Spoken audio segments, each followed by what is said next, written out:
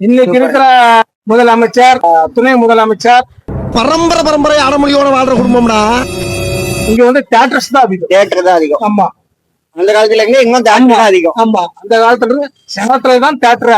சேலத்துல ஒரு படம் ஹிட் ஆச்சுன்னா அது தமிழ்நாடு ஃபுல்லாவே ஹிட் ஆகும்.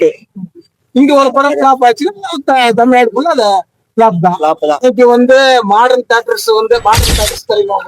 ஏற்காடு போற வழியில ஆமா, அதனுடைய படம் இங்கெல்லாம் எடுக்கும் போது கடல் சீனு, போட் சீன் இதெல்லாம் வந்து பனமரத்துப்பட்டி ஏரியா எடுப்பாங்க. இன்னைக்கு இருக்கிற முதலமைச்சர், துணை முதலமைச்சர் எம்ஜிஆர், சிவாஜி இந்த இடத்துல நிஜாமியார் மண்டபம் இருக்கு பாத்தீங்களா? ஆமா. ஏன்னா இது வந்து அப்போ வந்து கோயம்புத்தூர் லாட்ஜின்னு. சிவாஜி, சரோஜா தேவி இவங்களுக்கு எல்லாம் இங்கதான் தங்குறதே இல்ல. ஆமா, கோயம்புத்தூர் லாட்ஜ்ல இங்கதான் வந்து சிவாஜி கணேசன் எல்லாம் இங்க தங்குவாங்க. எம்ஜிஆருக்கு வந்து இப்ப ரிலையன்ஸ் மால் இருக்கு பாத்தீங்களா? ஆமா. அது வந்து அப்ப வந்து துவாராக லாட்ஜி அப்படின்ட்டு எம்ஜிஆர் வந்து அங்க தங்குவாரு.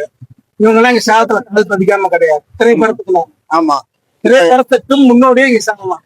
80 அந்த லைன். இப்ப இங்க வந்து இதுதான் ஏற்காடு தான். அதை விட்டு ஆத்தூர் பக்கத்தால ஒரு ஃபால்ஸ் இருக்குது, முட்டல். ஆமா, முட்டல் ஏரி.